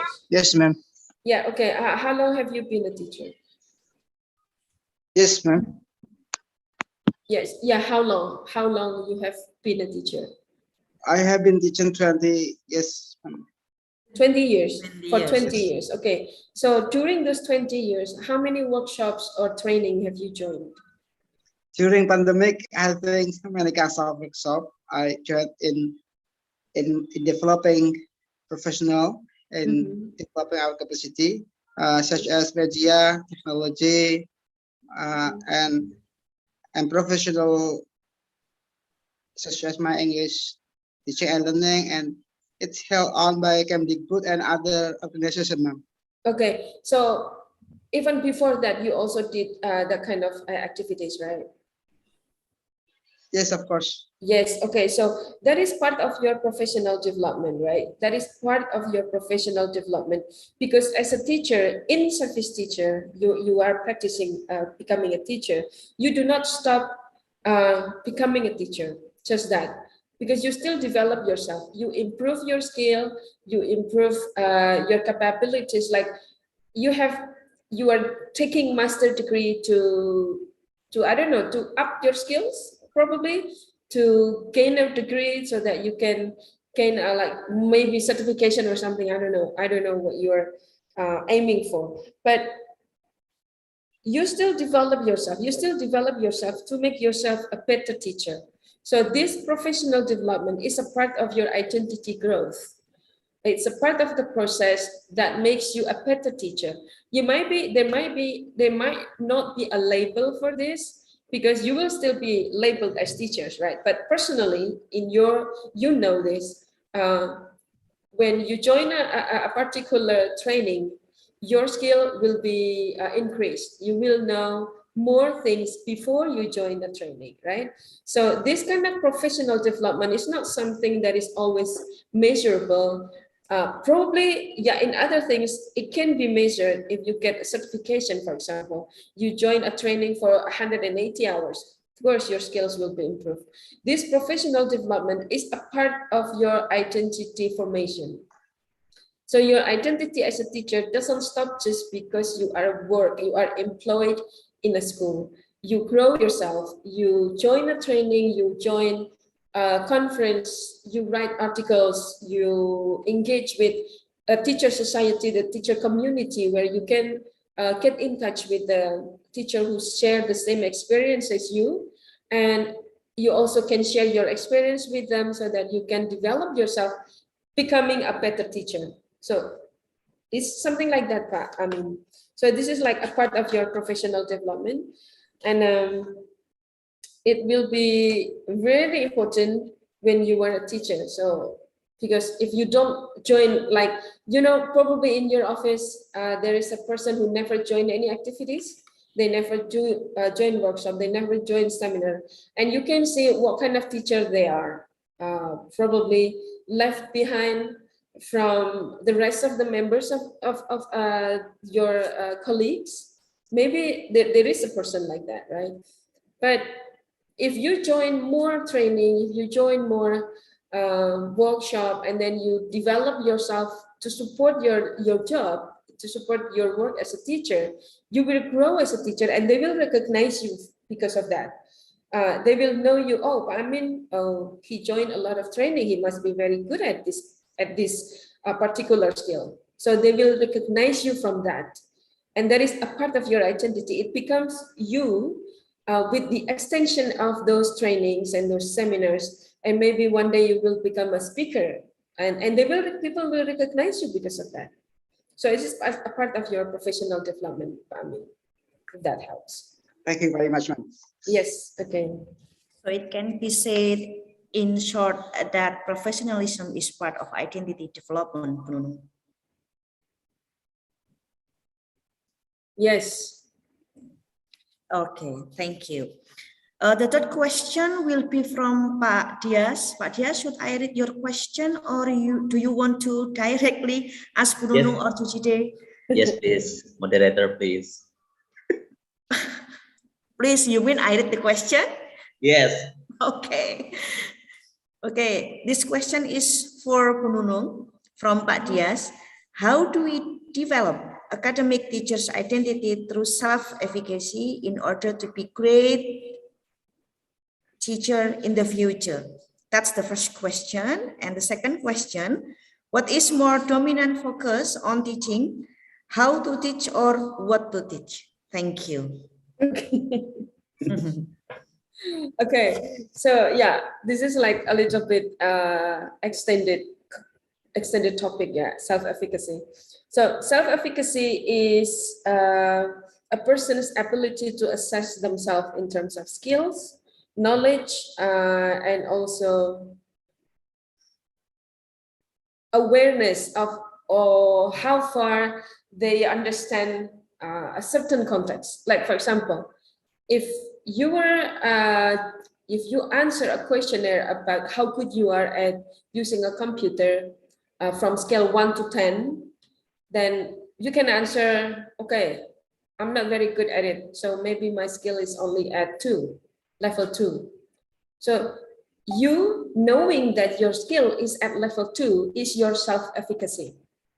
You are aware of how good you are or how bad you are at something, and you can assess yourself. And this is like really good skill required to become a good teacher, because if you're not aware about your skill, this is like really concerning, because as a teacher you're supposed to know how good you are at teaching. And if you're not good at teaching, how does that make you a good teacher, right?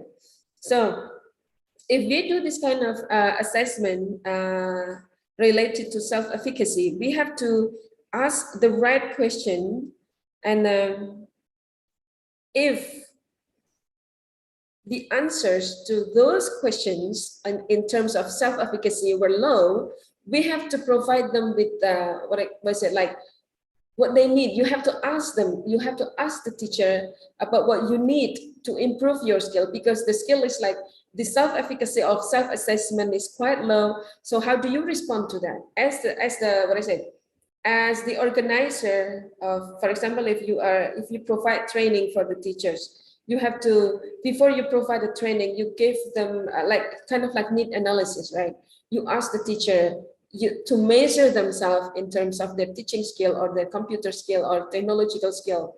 You ask them to measure themselves, and then you offer them, okay, so your efficacy is low, so that means you're not very good at using computer. So here, as the institution that provides a training for teachers, I'm offering you this kind of training.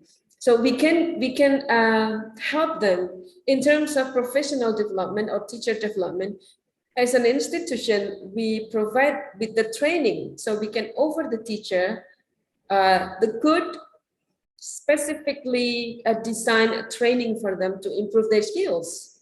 And if this way, if their skill were improved, we can ask them again with the self-efficacy measurement whether they have improved or not. So their opinion in this case matters. So their opinion is the thing that becomes the main important element, because their awareness about their skill is what makes them a good teacher or not. That is in my opinion.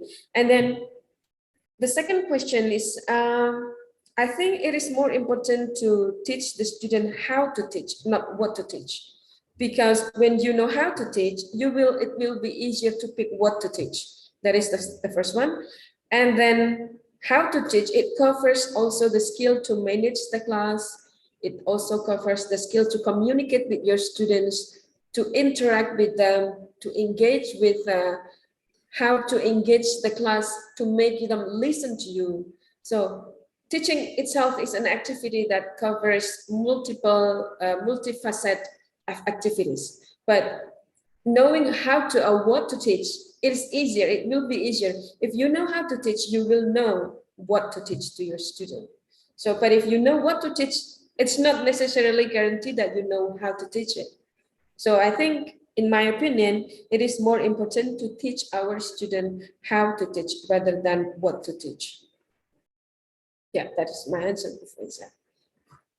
Yeah, okay. Thank you for the enlightenment, Bu Nunung. And actually, Okay. I do agree with your comment and opinions, and talking about the teacher's professional developments and self-efficacy and teacher's identity. In our reality, actually, it is happening that some of students, some of teachers, they are actually weak in operating internet, in operating digital and online synchronous and asynchronous. But then again, the key is the institutions. The institution should give something like workshop, the way how to operating the digital and so on and so on. So by having this kind of activities, actually, this kind of several teachers having low teacher's identity by lacking of the experience in operating the digital instruments, they will be sold. All right. And how to teach and what to teach, I do agree with you. How to teach is the way how to develop. All right, it's not only the materials but also the class management, as well as how to elaborate the materials and students' attentions. And what to teach is something like the things that we bring into the class. That's all. Okay, thank you, Bu Nunung. Thank you for the announcements. Thank you, moderator. Okay, thank you, Pak Dias and Bu Nunung. This is actually, we have still one more question from you, Pak Dias, from the same person. It's you, but the questions are directed to Chu Chide. Yeah. Okay, the first question is, can I say that teacher's identity today is digital teacher identity? And the second one, how do we reconcile the pedagogical design principles of digital learning environments? Thank you. Thank you for your questions. And for the digital teacher identity, I think you can name so if you want to highlight the specific requirements or specific skills that teachers need to be equipped with. For example, the ability to use the the online teaching platforms, if you want to highlight that, then you can say it's a digital teacher identity. For the pedagogical design principles, I think the very most important one is still relate to their skills using all the platforms. For example, they need to design the learning activities that are suitable for the platforms, because with the constraints of this specific teaching context, there are certainly some kinds of activities we cannot implement. So we need to come up with the activities that can be implemented in this context. And there are also other principles related to language teaching. For example, you need to language learning potential, for example, or the authenticity. You can provide learners the authentic language input and meaning focus. Of course, it depends on your teaching goals. If you want to emphasize on the ability to make conversations, it can be meaning focus, sorry. If the language structures, then that's focused on form, right? So I think the fundamental, the most important one is in this context is the teacher's ability to use the platforms and the tools, and also like teacher need to maintain and establish the relationship with the learners through both synchronous and asynchronous platforms such as social media. So things like that. Thank you. All right, thank you, Kuche. So one more question, please. In your opinions, when we try to implement metacognitive strategy in our teaching and the process, especially for language teaching, so is there any different things implementing metacognitive strategy in conventional teaching and digital teachings? I beg your pardon. Sorry.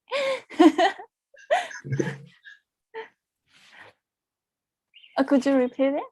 All right. One of the language strategies, one of them is metacognitive strategy. Metacognitive strategy. So we can use metacognitive strategy in teaching and learning language. So we can apply this in conventional teachings, like direct teachings. But then, what is your opinions when we want to apply this metacognitive strategy, but in different platforms, in the online platforms? So we can we measure that the students are active in joining our teaching? Are they also active in listening our materials and so on and so on? So what is your arguments, Kuche? Sorry, what is the strategy you mentioned? Metacognitive. Metacognitive. Okay. So your question is how to implement that strategy in online teaching context, right? Yes. Okay. In digital context. For example, in teaching Chinese, because of the writing system is quite different, so it's important to combine visual stimuli and audio stimuli to help the learner to learn and acquire the language. So I'm not sure whether you teach Indonesian language or English, but I'll take Chinese as an example. So it is quite important to use different types of stimuli to help the learner, to facilitate the learning. So as of course answer satisfied you. Okay, thank you, Kuche. Thank you. Okay, thank you, Cucide and Pak Dias. Bu Nunung, this is still coming from Bintang in relation with his first question. He wrote in this chat box that, does it mean that those frameworks are external and identities are internal? because it tells how your agency addresses the frameworks. And it also means that you need a consistency to be attributed to a certain identity. And how long can an identity be attributed to someone, like naturally? Yeah, okay. Thank you, Professor. So, Mas Bintang, identities, it's not exclusively internal, all right? So, because this is multifaceted, multi-layered.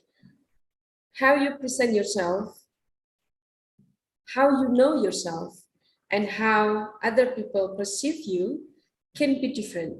So you need to embrace that what you show to others and how they perceive what you show them can be different.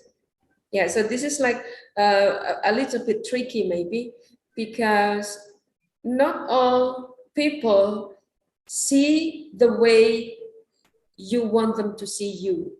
Okay, I hope that this is not really confusing, but because the identity is complex, it's complex. We cannot box them into one, just one category, right?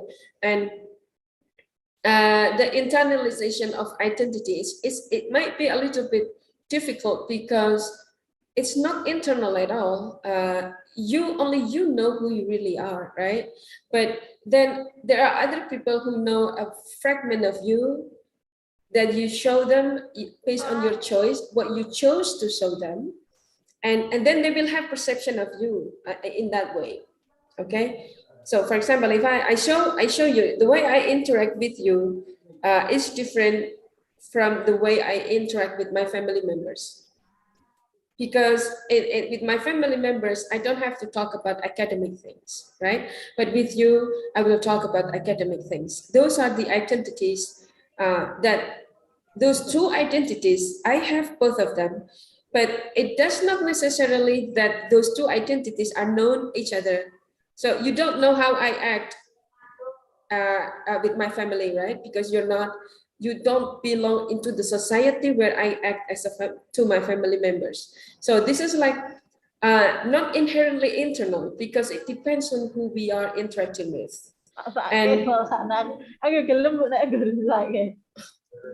And also like it's not necessarily that you need to be consistent, because you said here you need a consistency to be attributed to a certain identity.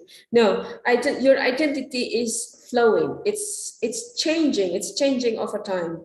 So it's not fixed into a one state and one timeline, one time space. It is changing. So what you are right now will be different from you in the next 6 months, probably.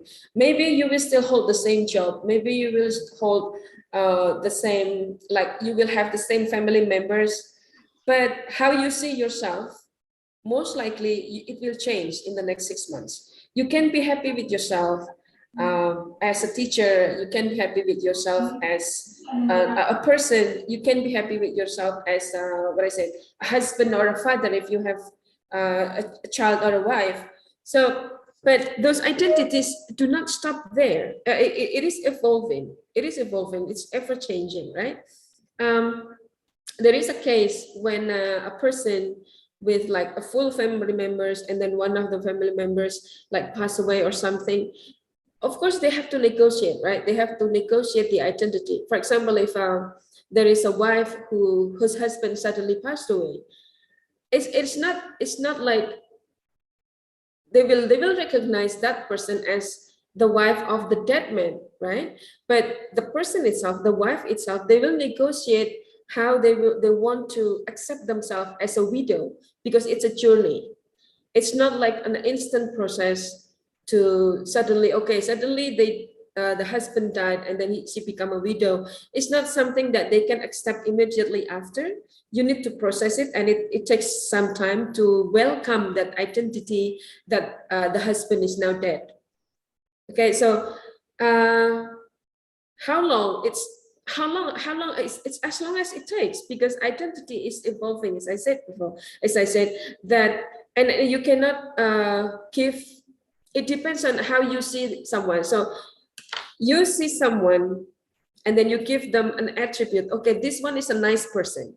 But one time you probably in your relationship, like with your friends, probably you've been a good friends with someone for maybe 10 years, 15 years, 20 years. I don't know how long. But there will be a time that they will disappoint you at some point.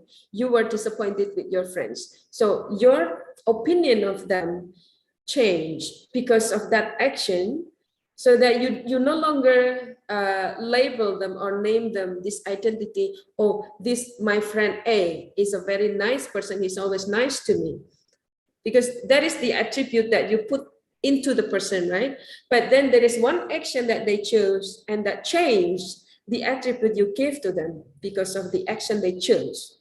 So how long? It depends on how the interaction lasts. So because identity is changing, ever changing, so you can't fixate that into a person and decide, okay, I'm going to label you as a very nice person forever. It doesn't work that way, because sometimes people change, and what changed them, it can be anything. It can be social context. It can be the decisions that they made, the education, the training that they did, or the journey, the travel that they did. It changed people. So it is like really, really flexible to define the identity of a person depending on who they are and what they are for you. I hope that answers, Ms. Bintang. Yes.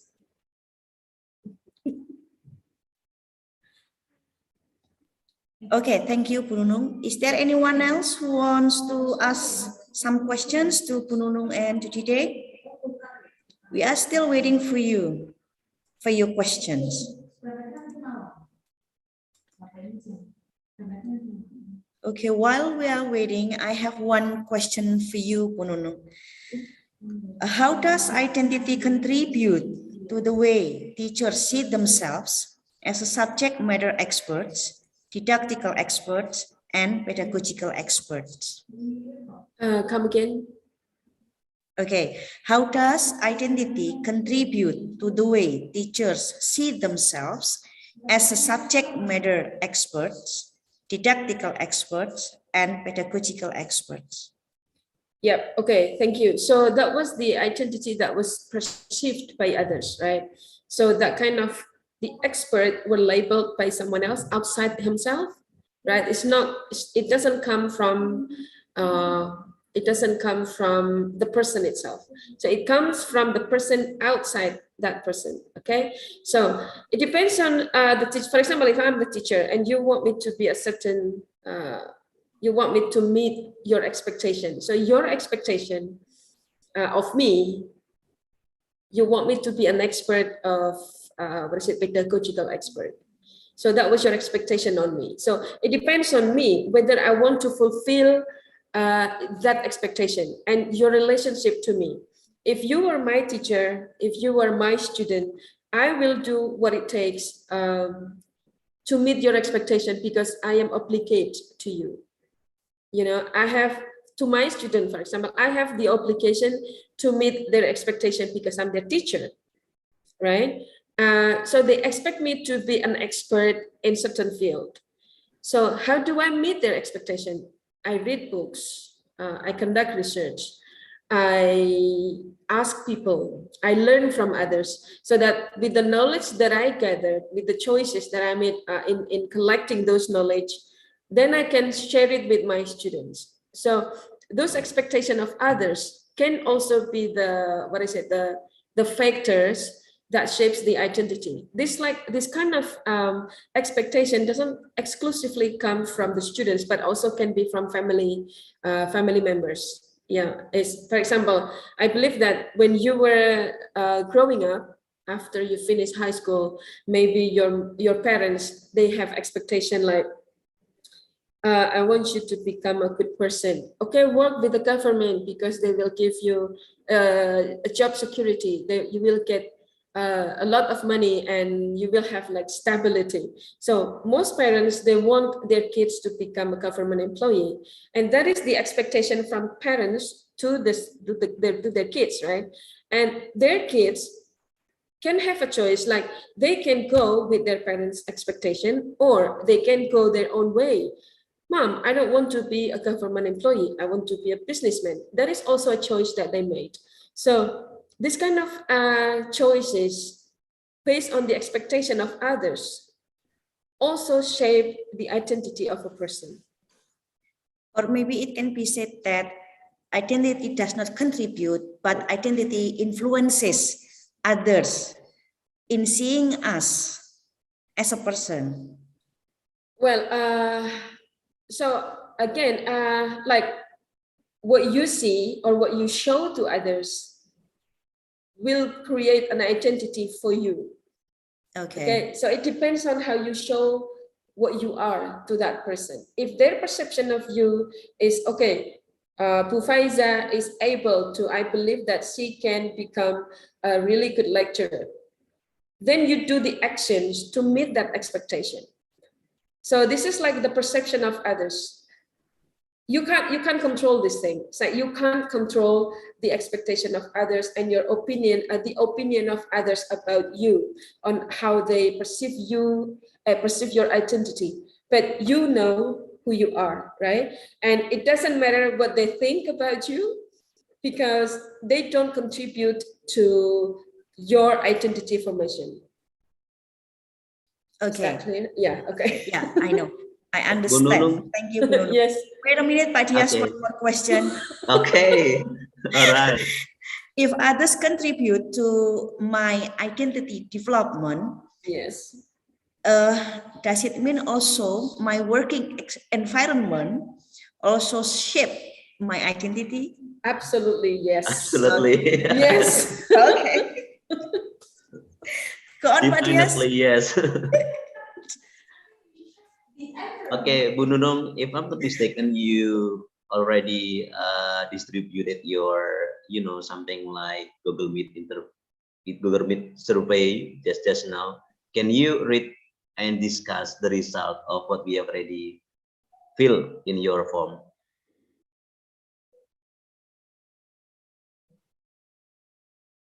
Unmute.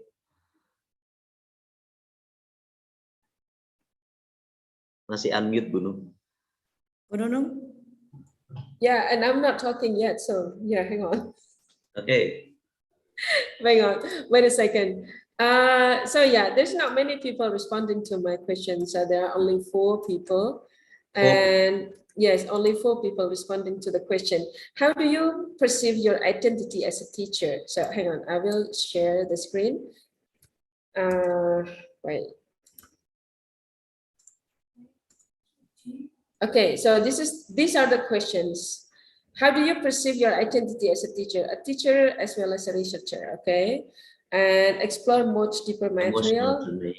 Conventional monologue teacher. Okay, so this one is interesting. And a language researcher, and then self-efficacy, patient, and so on. Right. Okay, so passionate and enthusiastic teacher. I mostly and generally enjoy my time teaching with my students. I work mostly with pre-service and in-service teachers. I love to see them grow professionally. Okay, so I assume that this one is, it must be a lecturer or something. So see here, passionate and enthusiastic teacher. This is how they see themselves. But do the students think the same? I don't know, because we don't ask the students. We need to do the triangulation for this.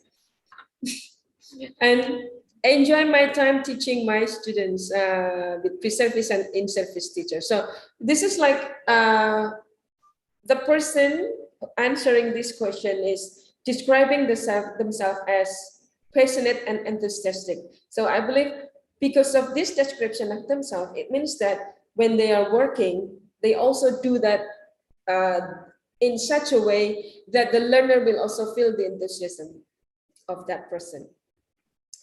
Okay. Okay, so this one is like really interesting. since the pandemic, I guess most of us are required to learn new skills, especially digital literacy, even though we have practiced teaching for years, but teaching online is just different. I hope that this person would like to elaborate on what was different. But based on the studies that, short studies I did like a while ago on teacher motivation, it is like really stressful to do the teaching online, because now it's just not just the double job, the double work that they have to do, but also the contact itself. The stress was mostly because the bad connection, and then the excuses that the student gave them, and also the problems that not all students have the gadgets to join their class. And what I ask the students when I ask them is that like they become more lenient. So this is like the transition of from being a teacher who demanded the student, you have to be here on the class all the time. But due to the pandemic, they cannot do that anymore, because the classroom has to be online now. So in one of the focus group discussion I did earlier this year, the teacher said that she becomes more patient and more tolerant to the student, because she cannot demand them to be present all the time in the class because of those problems, like with the network, with the family unable to provide internet services for the students. So they have grown to be more tolerable teacher. So if previously, before the pandemic, she cannot tolerate laziness, she cannot tolerate, if the students were not participating in the classroom. But after the pandemic and the teaching context were different, they become more tolerable. This is like something that grow. They were aware of the changes in the way they teach. They were aware of the changes in the way they perceive their students. And they were aware of the changes in the teaching context from offline to online teaching. They, as a teacher, they have to expand themselves, like stretch themselves thin to make them become a teacher that accommodates what the need of the student in terms of even in the online context. So, and this is not an easy task. My participants stated that teaching online is more stressful because they now have to do the double job of preparing the materials and then upload it to the Google Drive sometimes, and they have to contact the student one by one, especially in the lower grade.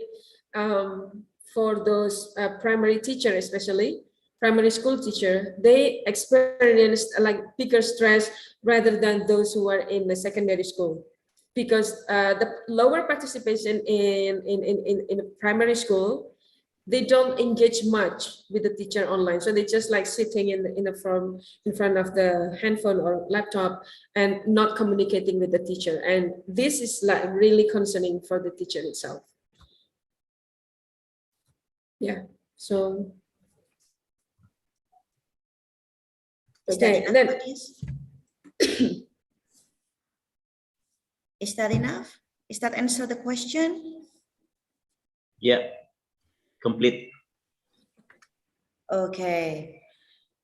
Is there anyone else who wants to ask some questions to the speakers, everyone?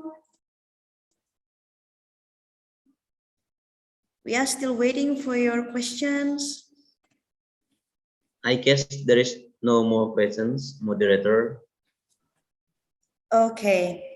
So I can go on to the conclusion, but yes. Yes. Okay, from what have been presented and discussed in this seminar, some conclusions can be taken that identity is fluid and multi-layered. Identity is influenced by society, culture, religion, choices, motivation, regulation, and agency. And also it is influenced by previous teaching experience, social factors, learners' responses, and emotional experience. Trajectory of identity formation is constantly changing. and professionalism is part of identity development. Ladies and gentlemen, I would like to remind you once more that if you haven't booked for the certificate, you still have one more day until tomorrow, Saturday, December the 18th, to book for the certificate. And for those who have booked for the certificate and fulfill the payment for it, the certificate will be sent to your active email. Okay, but yes, there will be no more question in this discussion session. So Yeah, we would like to announce all the participants that we will be designing for the third installment ya Pak Bu Nung ya. yeah, Yeah, the third installments February, it is maybe. about February 2022. Yeah, with the different topics. So just wait. Okay, so if we have no more question, no more information to share, does it mean that we should end up this seminar? Yep. Okay, thank you, Pak Dias. Excellencies, ladies and gentlemen, Thank you, Vijay. finally Arlene and we come Shirley. to the You know, end of the yeah. seminar. I would like to thank everyone who made this seminar possible, and I'd like to thank the speakers for their participations in this seminar. Thank you, Juje. Thank you Thank for you. joining Thank you, this second Dinda. installment of this seminar, ladies and gentlemen. Thank you, Finally, Lee. on behalf, I'm Faizalwa, on behalf of Master of English Education Universitas PGRI Semarang, wishing you a wonderful Friday. We will see you again in the third installment of this symposium series. Thank you, everyone. Thank you, everybody. On cam, would you please all participants on cam? I'm going to take a photograph. Okay. Smile and on cam. I will count until 3. So I Yeah. want you to turn on camera, please. Yeah. 1, 2, 3.